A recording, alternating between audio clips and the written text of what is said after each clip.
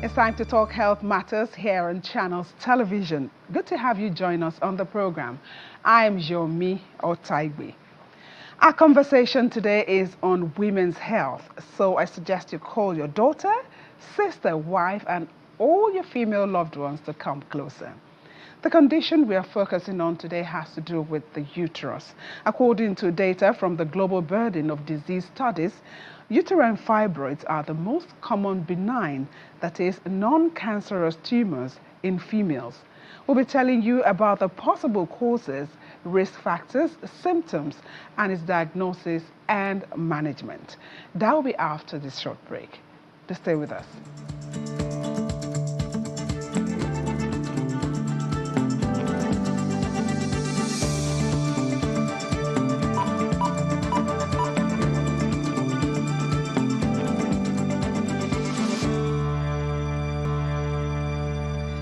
Joining me now in the studio to discuss uterine fibroids and the risk factors and what we need to do is Dr. Benjamin Olowo-Jebutu, a surgeon and family physician with special interest in maternal and child health. He's also the National First Vice President of Nigerian Medical Association. Dr. Olowo-Jebutu is the Medical Director and CEO of Twinex Medical Center, and also a member of the Medical and Dental Council of Nigeria and the Association of Rural Surgeons of Nigeria, among other professional associations. Thank you indeed for joining us on the program. Good morning, Yemi. How are you? Very well, I'm good. Thanks for having me today. Okay, so I said you have special interest in maternal and child health. Yes, I read. What necessitated that? I read Hillary Clinton talk about women when I was a little younger in medical school, and she said, if you train a woman, you train the world. And everybody that was born in this world came out of a woman. So women are very special people. You are the best thing that happened to the world. So I just love to treat women. And for me, anywhere the woman goes to, the men always follow. Health-seeking behaviors are more in women. You know, the men will always wait until they're about to die before they see the doctor. But women always make a lot of noise early enough when there's an issue. So that's why it's very important for me to talk and also treat women. Some men are listening to you now and say, oh, doctor, we don't do that. But you know, it's the truth. That's what men do. Men will not want to show off themselves because they're very, very strong. They want to show that they're strong. They're strong, yes. Yeah, but women will just tell you, this is how I feel. And you have to just sort them out immediately because you can lose them if you don't take care of them on time. Okay, now let's talk about the matter for today. Uterine fibroids. Yes. You know, a lot of data would tell you that 70 to 80% of women would have, you know, uterine fibroid at some point in their life. Very correct. So fibroids are benign tumors. They're not cancerous. So it's not cancer. It's just benign. It's found in women that has uterus. So every woman in the world, especially African origin, will have fibroids because it's more in black people, it's more in people that are very, very obese, when people that have familial problems. Like if your family had it before, you can also have it. So it's predominantly available or seen in African people. So fibroids is not like it's a cause. There are a lot of things that happen in our country that people have used to bastardize, use a lot of fastidious fallacies for people, and say maybe it's your father's father that is following you, or your mother's auntie threw you a stone. And I've been to villages and people tell me that it was when I was going to the village to fetch water. I just saw a stone in my tummy and started saying, but those are not correct. Fibroids are benign tumors in the uterus, and they have risk factors. Up until today, we don't know what causes fibroids. We don't know that fibroids happen in women, but there are risk factors that make it happen in women. For example, if there's a family history of fibroids in the family, it means the women there can also have fibroids. But let me tell you what I feel as a doctor. The way God has designed the woman's womb is that there must be something in the womb, a baby. So the longer it takes for a baby to occupy the womb, something must grow in the womb. Because the womb cannot be fallow. The uterus is called the womb. It cannot be fallow. Something has to grow in it. So this I say to me. If you are 13 years old, you start menstruating at 13 years old as a young girl, and you are 35 years old today, and you've never been pregnant, it means that for 19 years of your life, you are menstruating every month without a break.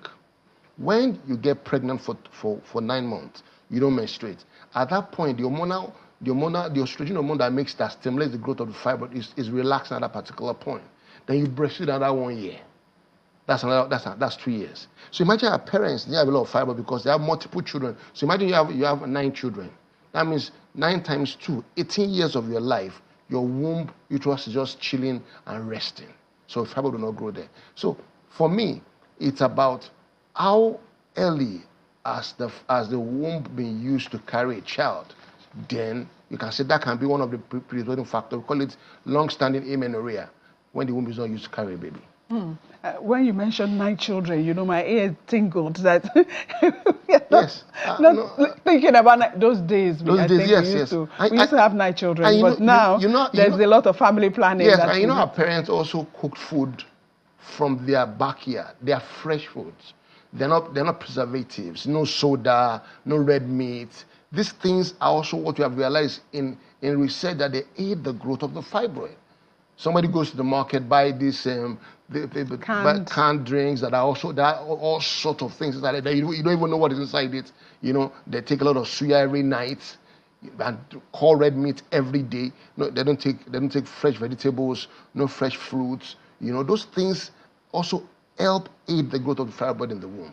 Okay, so because since almost 70-80% of women would have fibroids at some point in their lives, some of these risk factors that you mentioned are those things that can trigger. Correct. The fibroids. The growth of the fibroid and make the smaller ones also go bigger when you continue to do these practices. Okay, now let's talk specifically. Of course, when we say uterine fibroid, we know it's about the uterus. Yes. So, but it can be in different places. Yes. So we have what we call the size and the position.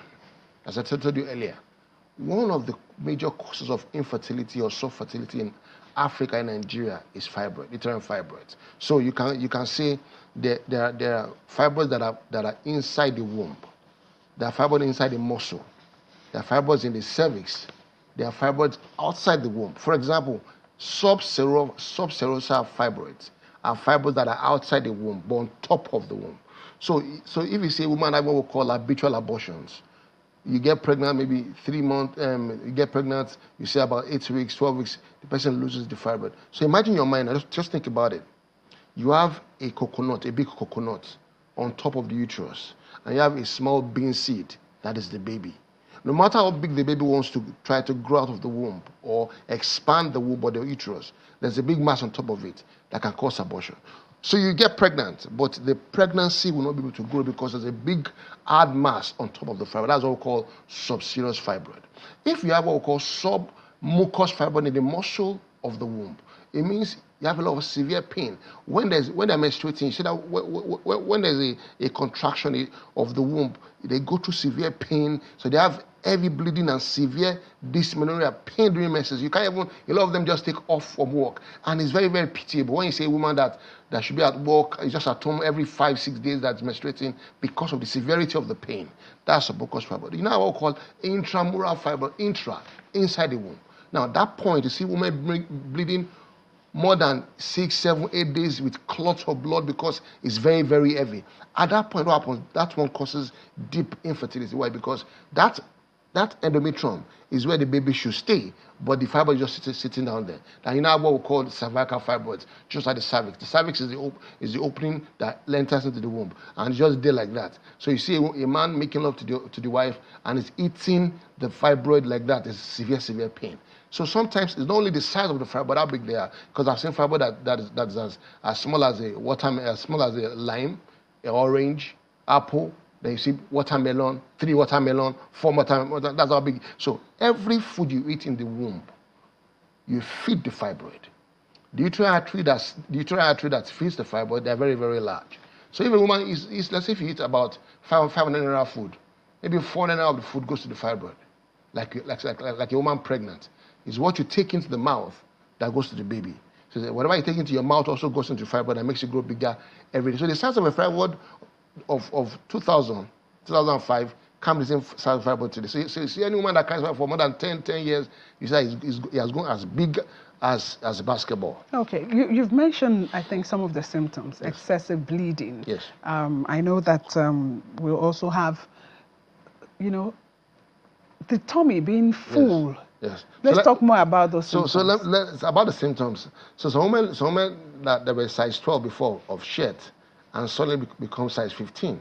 Some of them think it's about fufu or because they're eating late. They don't go to check it, get it checked. Sometimes the fibroid grows massively big. That makes your tummy very, very hard and big and increase the size of your body, your shirt, your trousers, and also affect you from eating very, very well because you feel bloated. Anything you eat, you don't get digested properly because why? There's a mass already in your tummy. Sometimes it also cause what we call polyuria, multiple urination. You go to the bathroom more frequently. Why? Because the fibroid rests on the ureters. Ureters are the organs that takes urine from the kidneys to the bladder. So imagine there's a mass resting on them. So instead of the urine that is in the blood in the kidney to come to the bladder, they come in trickles. So when the bladder gets very, very full, you have to go empty it. Another one fills it on time again because there's a mass resting on the ureter. So if you have those symptoms, it's not food though. You see a doctor and get a scan done, get it checked. The size importantly, the organs around your body importantly, and right now a lot of people have what we call intestinal obstruction. Why? Because they can't go to the bathroom enough. They are constipated because there's a mass on their intestine. That mass is the fibroid. So get it sorted on time.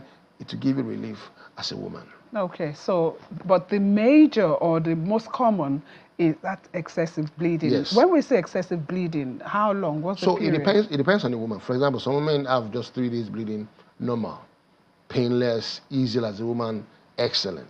But when it begins to go to 5, and the pad that you're using before, maybe you're using 1 pad before, now you're beginning to use 5 pads, 6 pads. Some people now use what we call diapers.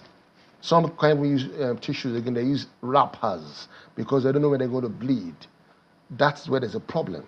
Because when I start coming out with someone will tell you that I sat down on the loo and I said it was dropping like clots of blood. At that point, it's becoming excessive bleeding, which we call menorrhagia. 1, the dates you use has increased. The amount of blood that you lose has also increased. So we now see women that what we call severe anemia. They've lost blood. They feel very, very fainty. That's what I always tell men: don't slap any woman on the road, though, because you don't know the woman that is menstruating and has heavy bleeding. Because you give her 1 slap, she collapses and she dies. You shouldn't even slap any woman anyway. I'm just saying. Whether on the road. Yes, anyway. Okay. It's not good because you don't know at the point of that woman you're seeing her if she's menstruating heavily or not. Or because not. when they have severe anemia, they can die very easily. Okay, we can still, when we come back, we'll talk more about this. We'll just take a very quick break. And when we come back, the doctor will still be in the house. Just stay with us.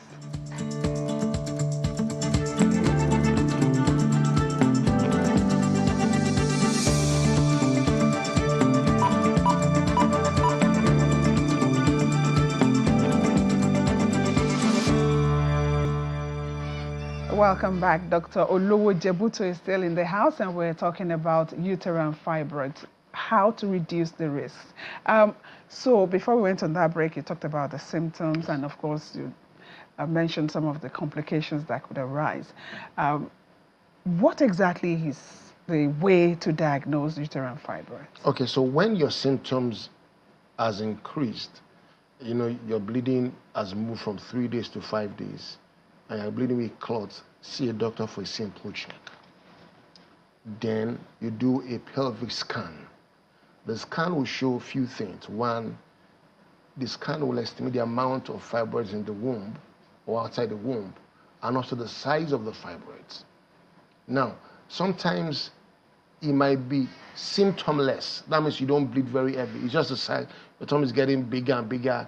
That alone can cause other symptoms outside the symptom of the fibroid itself. We have what we call obstructive uteropathy. Now, when the fibroid is very, very big and it affects the kidneys, we have what we call hydronephrosis, which means water in the kidney. So the urine that should come out of the kidney into the bladder is stored back in the kidney because there's an obstruction with the fibroid. Nowadays, we have seen women have what we call acute kidney failure, acute kidney injury because of the size of the fibroid that they're having and the amount of blood they're losing. Because it is the kidney that regulates the blood in our body, and our blood pressure.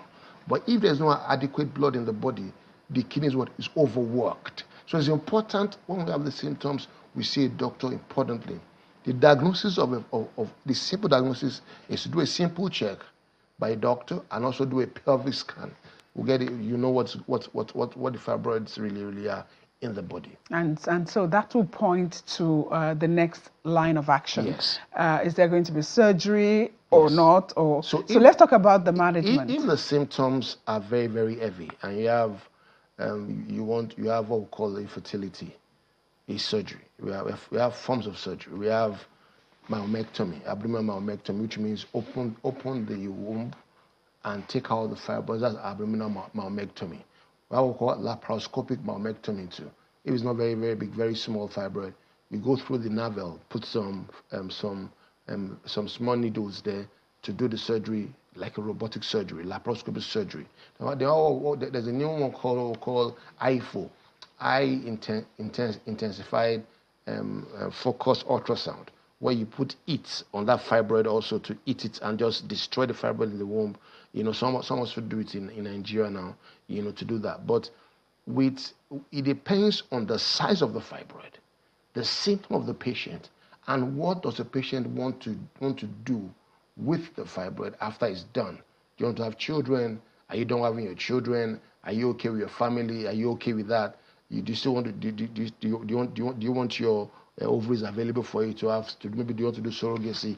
It depends on what the family of the patient wants. So it's a discussion we must have with the family and explain to them what are the risk factors for all these procedures. But let me say today, there is no herbal medicines that shrinks fibroids. It's all fallacy. It's all lies working on the emotions of our women because they are afraid. A lot of people have used that fear to tell them a lot of nonsense. They're afraid of surgery. They're afraid of surgery. The outcome sometimes. Yes, and they're also afraid of hearing the truth. Sometimes you live in that denial and hear the false story. Imagine, look at yourself, Yemi. Can you take drug from your mouth and somebody says that the fibroid in your tummy, you go and poo it out? Is uterus and the anus, are they the same pathway? It's just to follow the clinical way, to Correct. go to the hospital. Correct. If there are symptoms. Yes.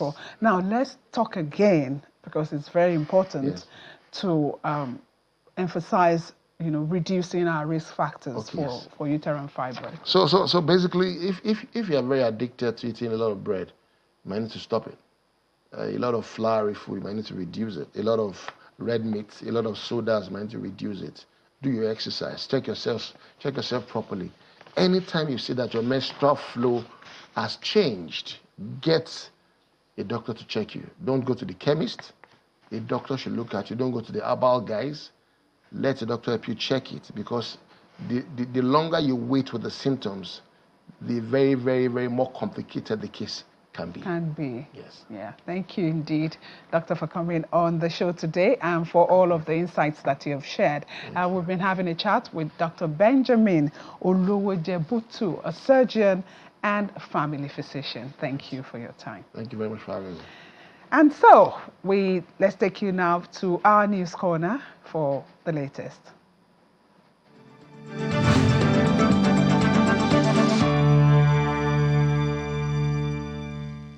It is at an intersection. As World Health Day is marked globally, some state governments in Nigeria joined the global community to commemorate the day. In Lagos, the state government held a symposium themed Together for Health, Stand with Science, in alignment with the global theme for the day. The event highlighted the crucial role of scientific collaboration, evidence-based policy, and innovation in securing a healthier future for people, animals, and the planet. The theme emphasizes the need for collective action to protect lives and secure a healthier future.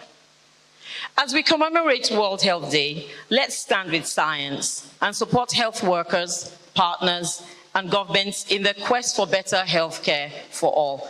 The government of Plateau State, on its part, renewed commitments to science-driven healthcare and improved public health outcomes.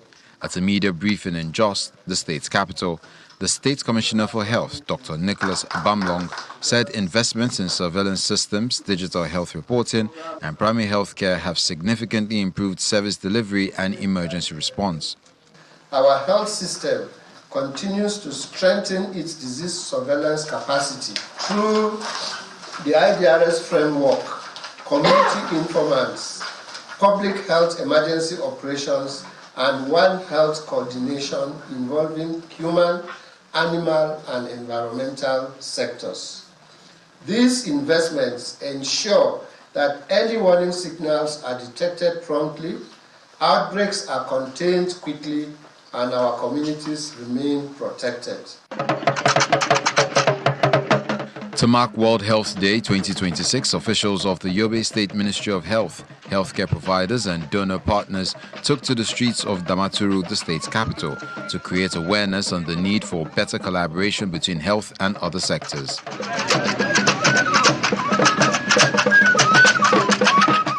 The organizers of the rally also carried out medical outreach in some communities as part of activities for the day. The theme of the World Health Day is reminding us that we should come together as one theme, because the health of humans is intricately linked with the health of their animals. Our environment is also affecting us, and the health itself is not, in terms of scope, is beyond the health sector. So we need to collaborate with those in the animal sector, with those in the environmental sector, and work together. Here we are in this settlement within Damaturu local government to conduct the outreach. This outreach includes so many health interventions in terms of the routine immunization activities, in terms of the ANC activities, in terms of nutritional activities, and so many other health interventions that we are carrying out here. Finally, the World Health Organization, WHO, has convened the historic first global forum of collaborating centers, one of the world's largest and most diverse public health networks, bringing together representatives from over 800 institutions designated as WHO collaborating centers across more than 80 countries. At the meeting, scientists highlighted the health threats emerging in today's fragmented world, challenges that not only create an urgent need for action, but also open new opportunities to mobilize efforts toward better health solutions. Their mission is to accelerate the development of vaccines, diagnostics, and treatments for disease X, the unknown pathogen that could spark the next pandemic. The forum concluded with a renewed sense of commitment across the broad network, moving beyond rigid scientific projects towards more dynamic and integrated partnerships.